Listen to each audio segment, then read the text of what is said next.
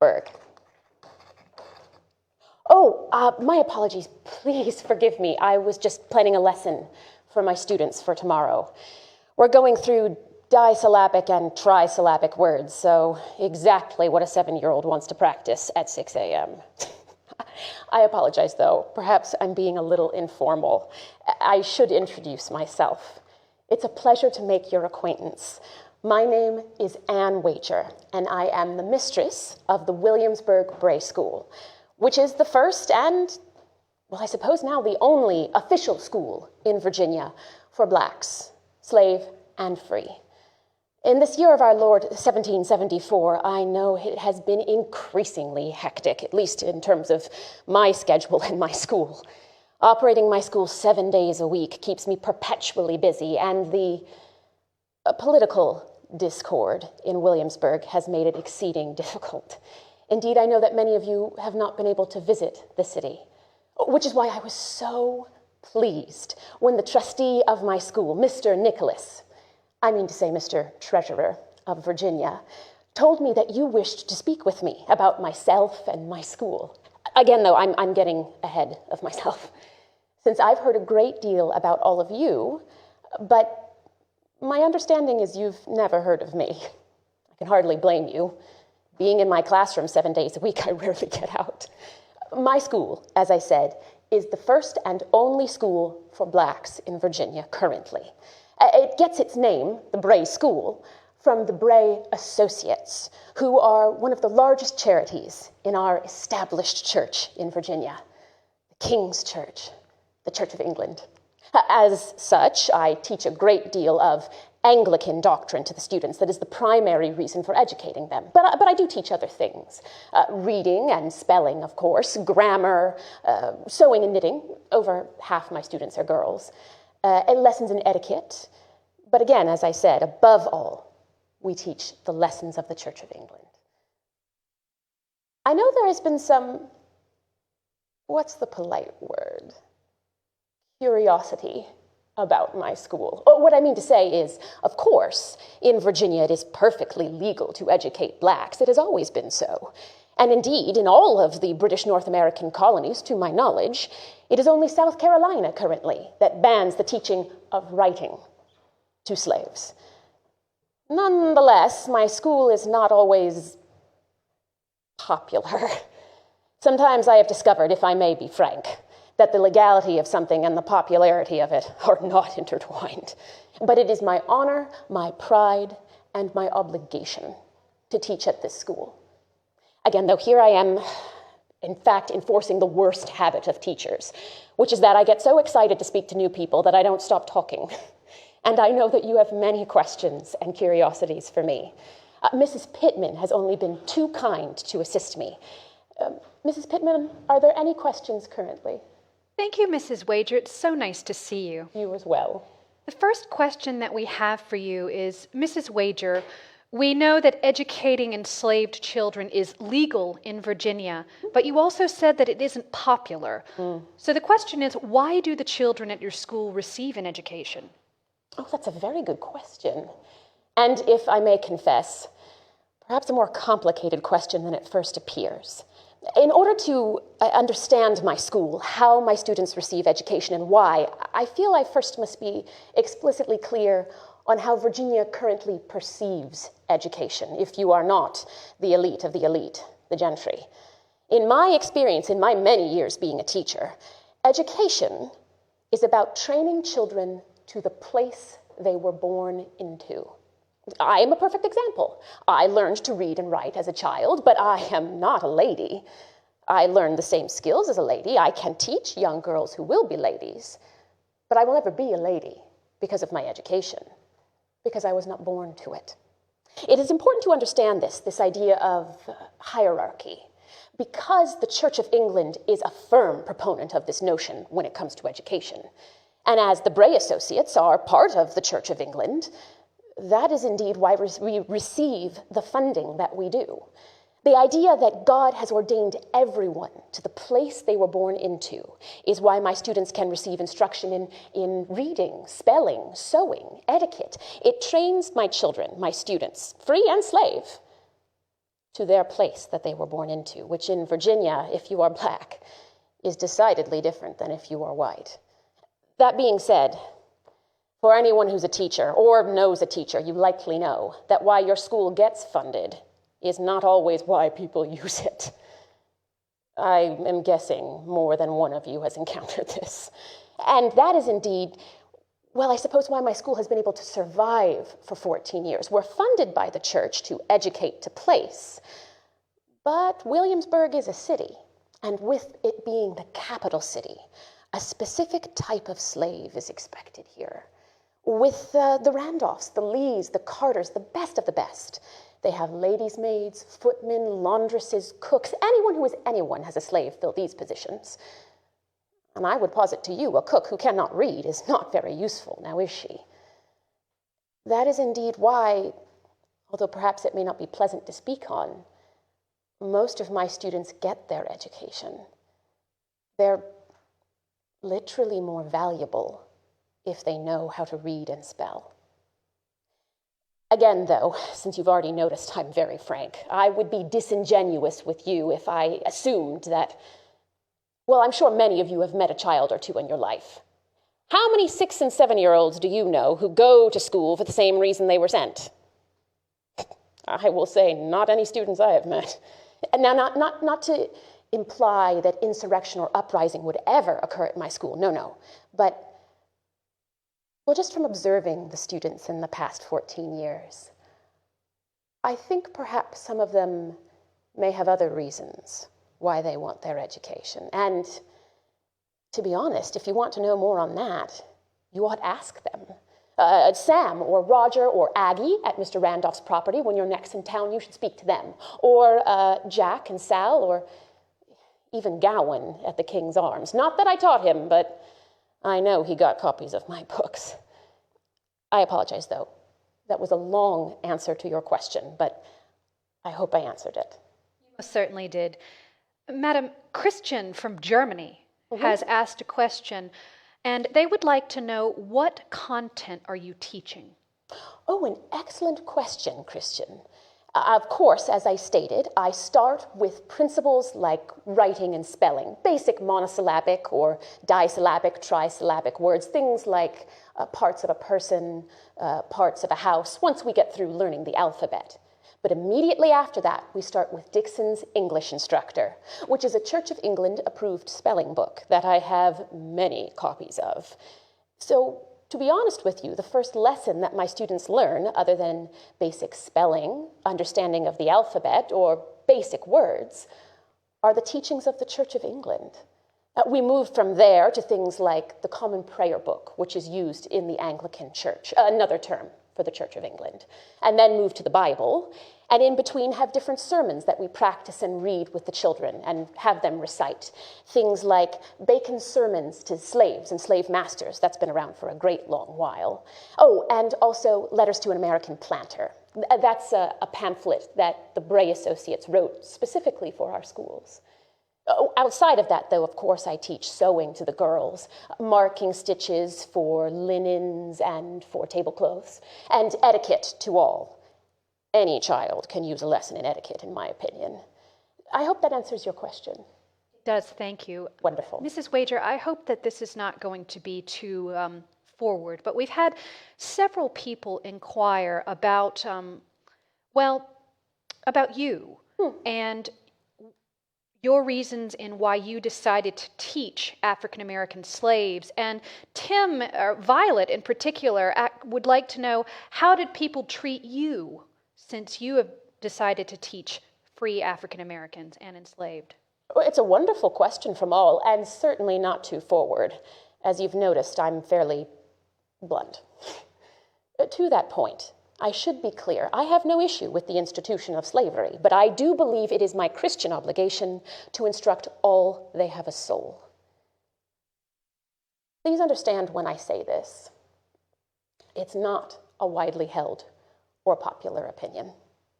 Not in Williamsburg, not in Virginia, but that is what I believe.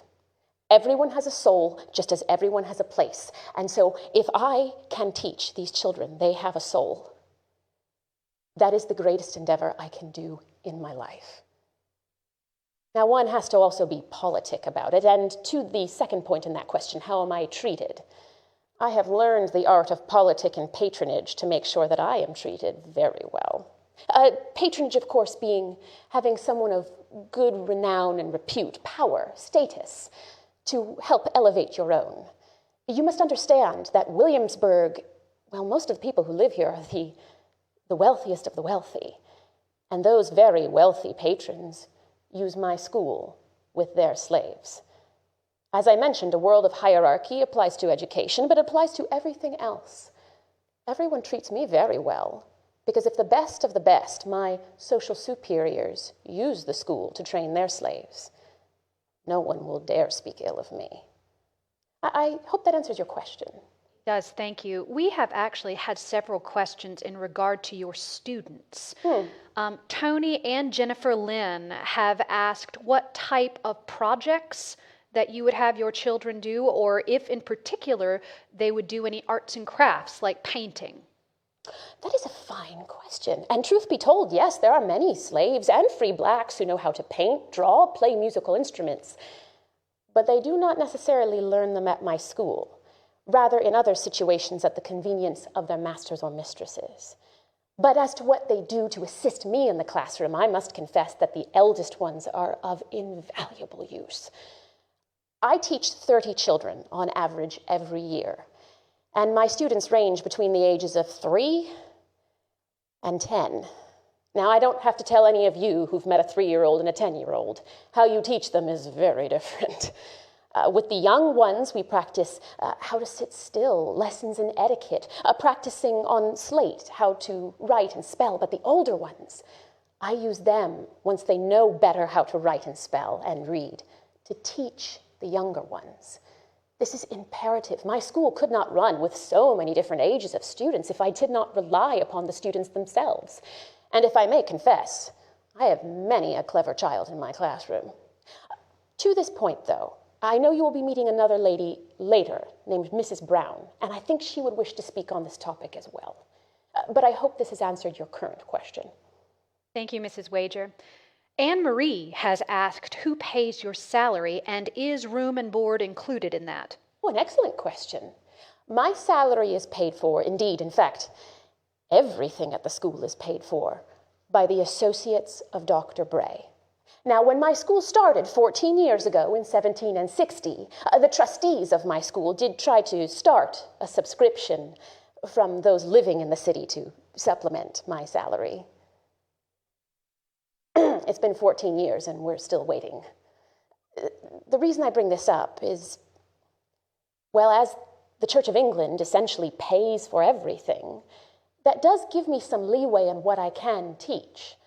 As the masters and mistresses do not pay my income, they cannot dictate what portions of the Bible I teach. As to room and board, my room and board is accommodated by the Bray Associates, but not for the students. No. The students must live in Williamsburg and be able to walk to the school in order to attend classes, especially since, I failed to mention this, classes start at 6 a.m. in the spring and the summer and 7 a.m. in the fall and the winter. They need be close by. I hope this answers your question. It does, ma'am. Excellent. Along those same lines, though, Barbara has asked if your salary is comparable to teachers who taught white students. What an excellent question. And if we are speaking in the spirit of honesty, no. Now, I don't mean to say I'm paid poorly. I would never wish to imply that through my employers.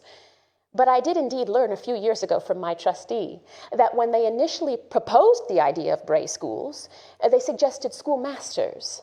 This idea apparently was not agreed to, for the idea that young children should be taught only by women was much more favorable. Upon deciding this, they said, excellent, we can pay them a third less. But as to the school itself, specifically teaching black children, I get paid the same to teach 30 black children as I could get paid to teach one white child in Norfolk, which is where I grew up. You make decisions when you become a teacher, where you teach, who you teach. When you make those decisions, other consequences follow. But this is the way of being a teacher, I think. Hope that answers your question. It does, ma'am.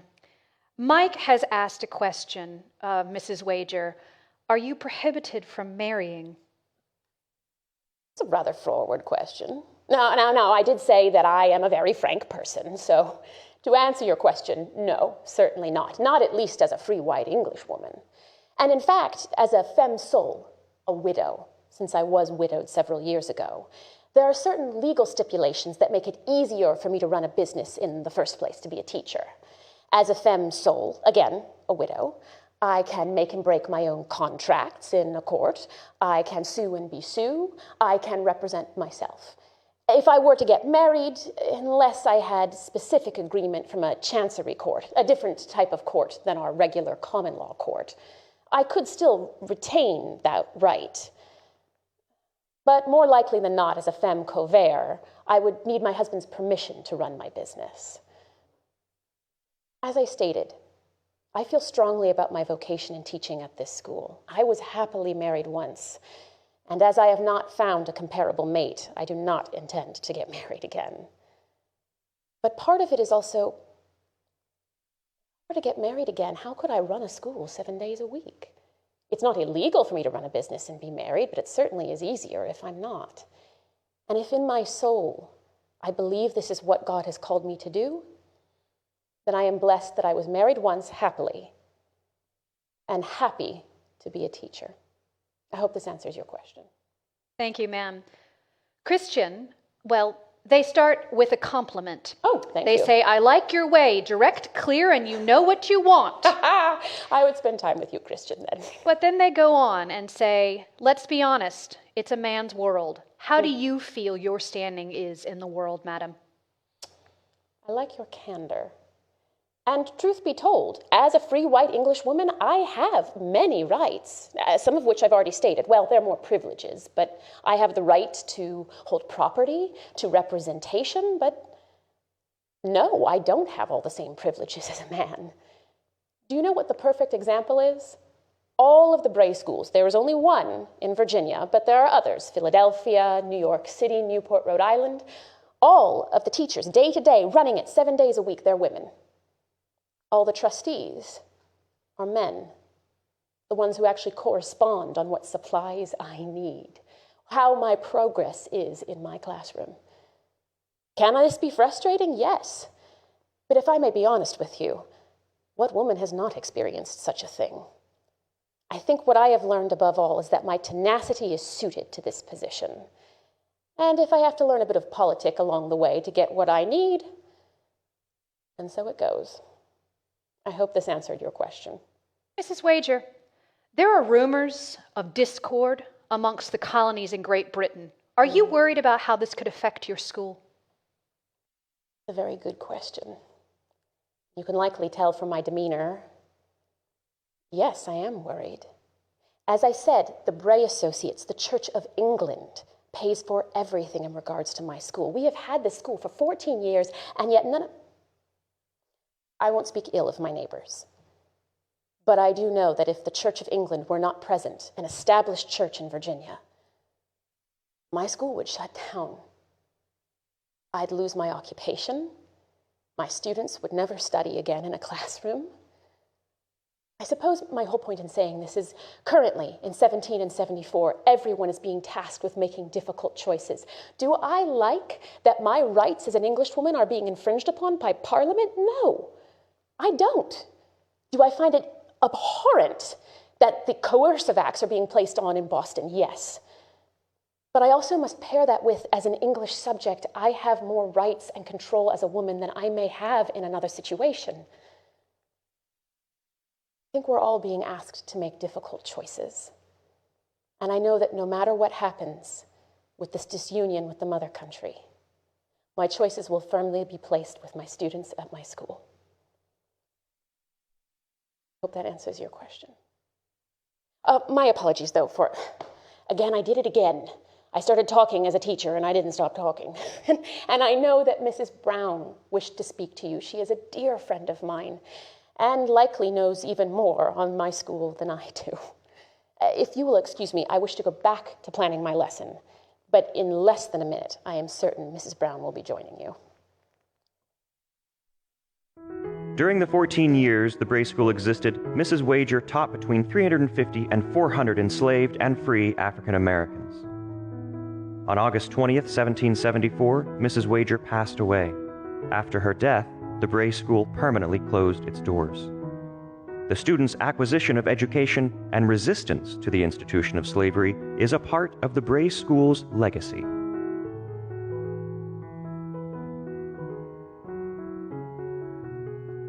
Nicole Brown is the historian and performer who portrays Anne Wager.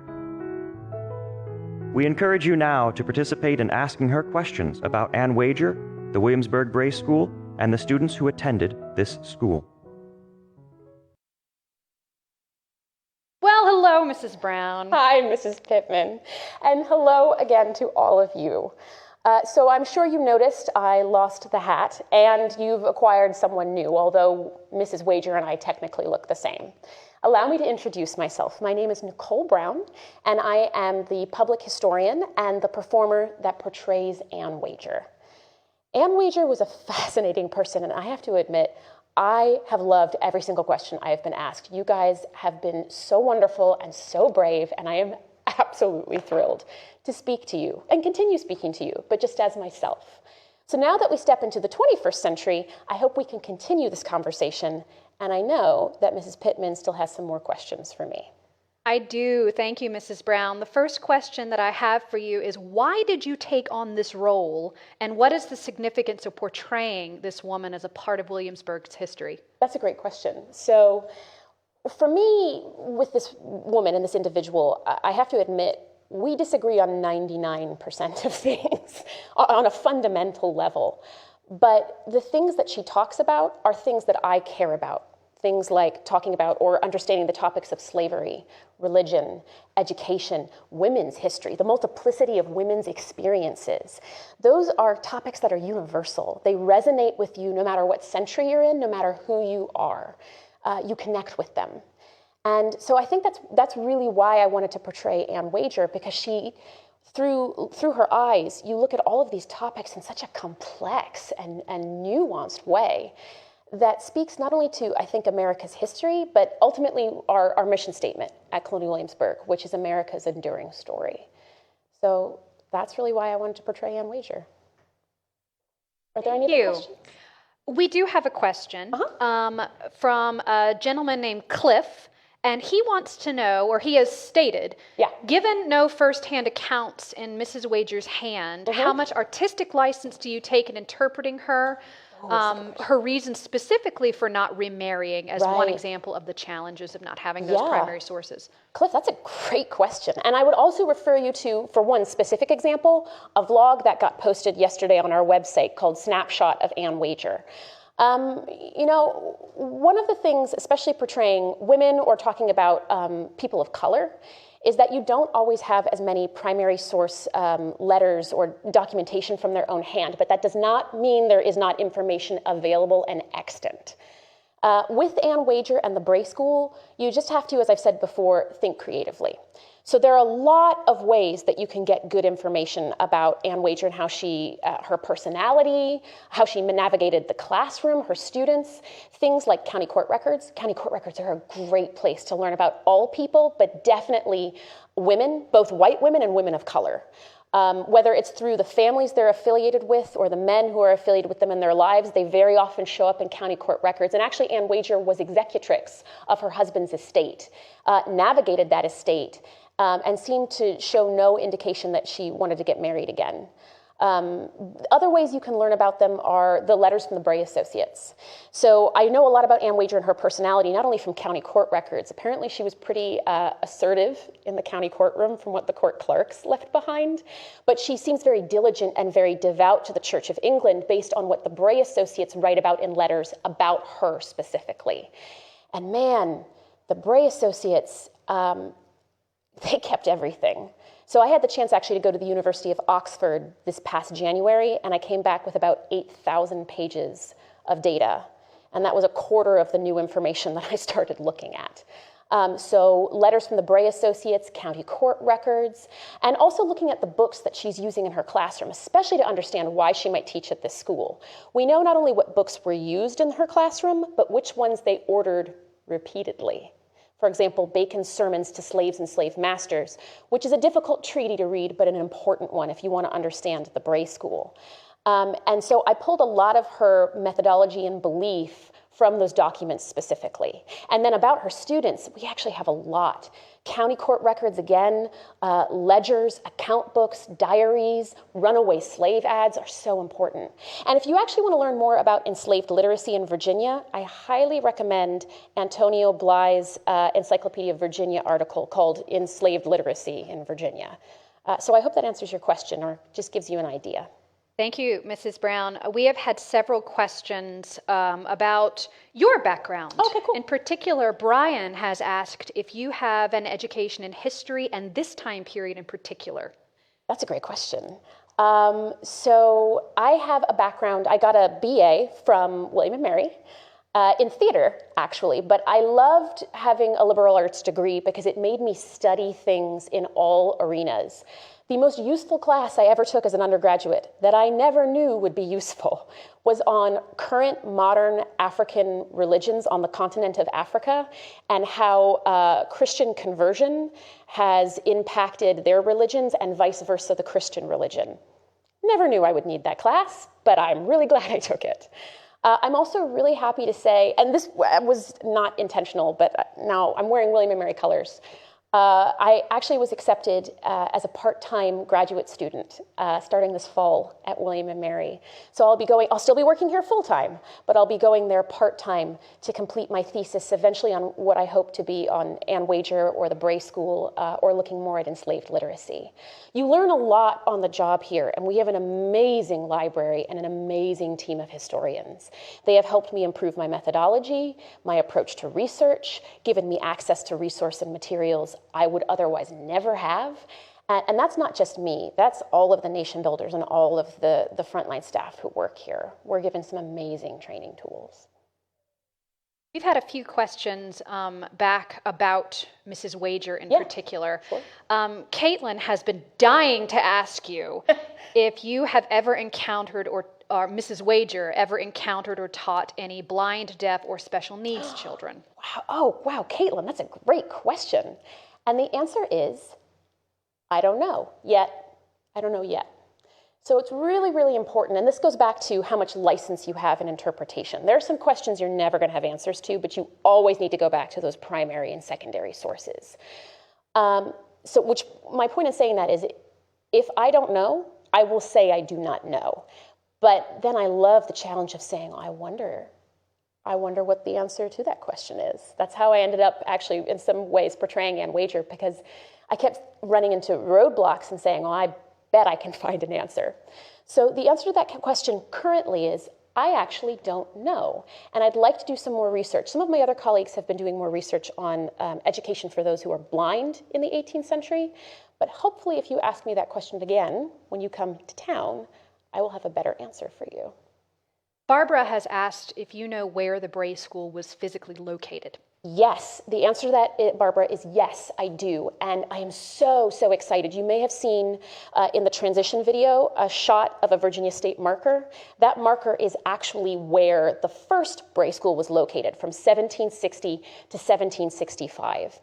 The College of William & Mary, along with our archaeologists here at Colonial Williamsburg, did an excavation from 2012 to 2014 on that site.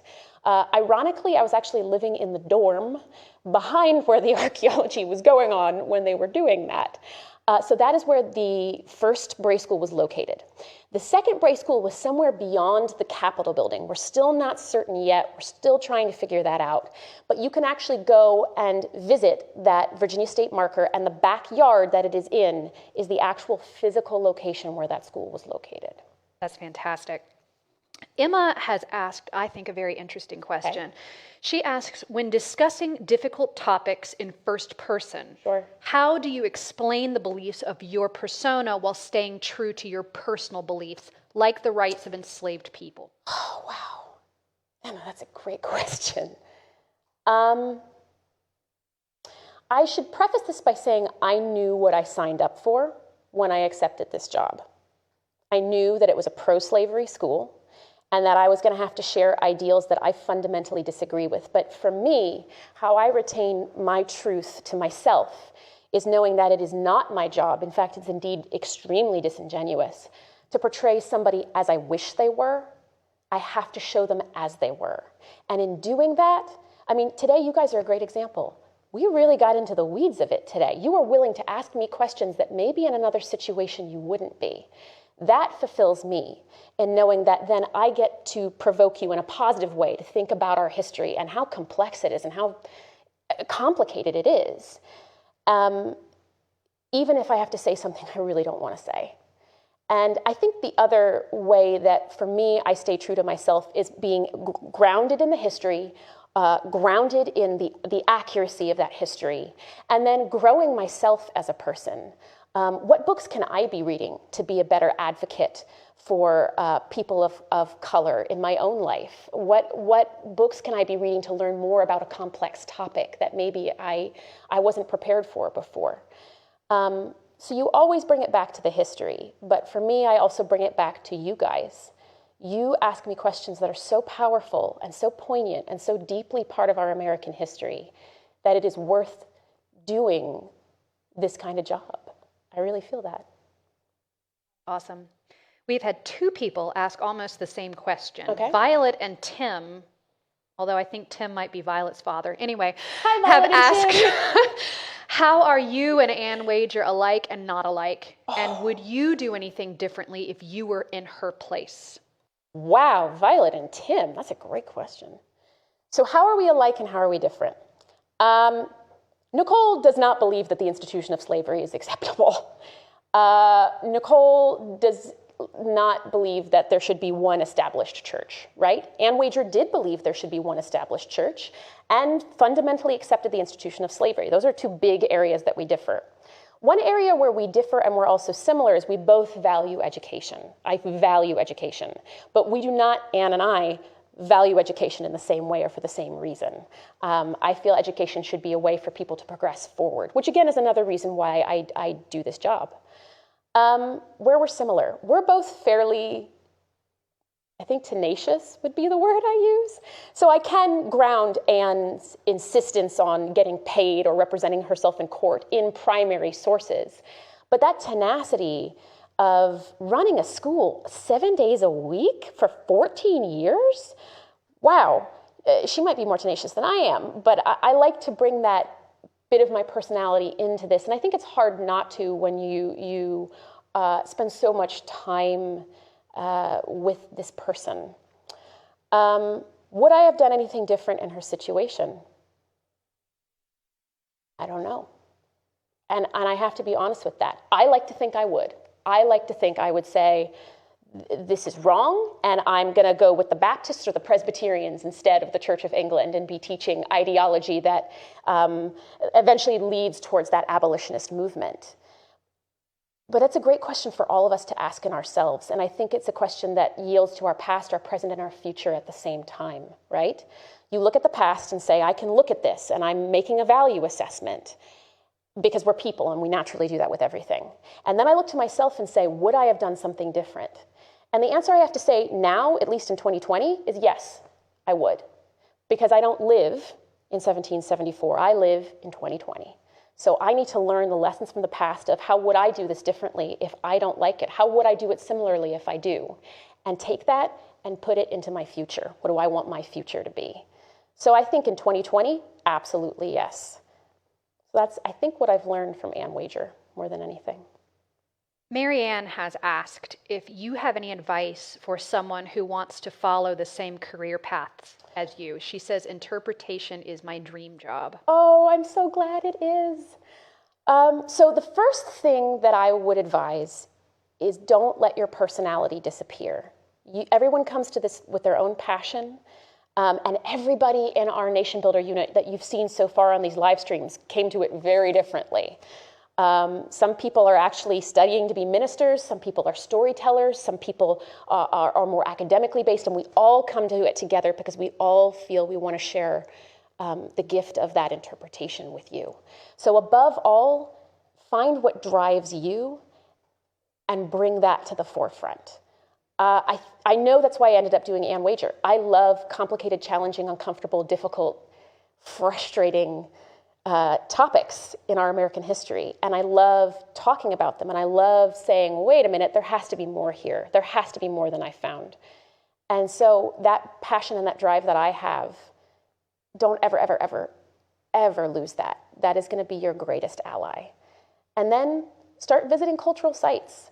Visit different cultural sites. Come and visit Colonial Williamsburg. Figure out the people who you see doing specific things, why you like that, and let that steer and guide you when you start looking in that arena. So I hope that answers your question.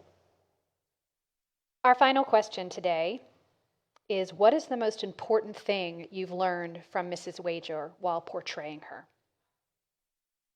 So this kind of goes back to the question I was talking about of past, present, future.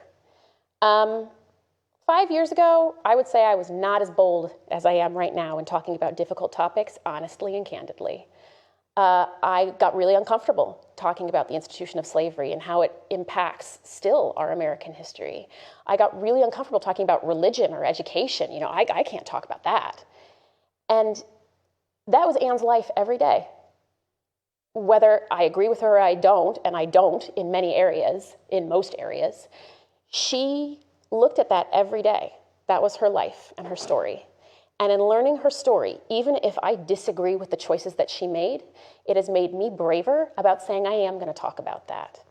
If I can offer you any piece of advice, the best thing I've learned from Ann Wager is to look at things, even if you disagree with that person, understand their world, understand them, so you can better understand who you want to be and what you want to do with your life.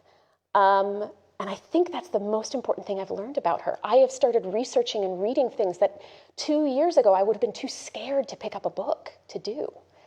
And I think that's the best lesson that Ann Wager has taught me.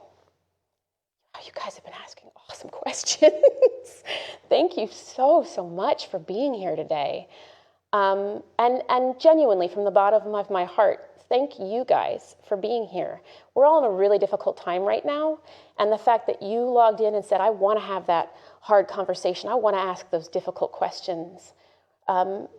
Remember to acknowledge the work that you guys put in every day into understanding our American history, because the work you put in is what makes my job meaningful.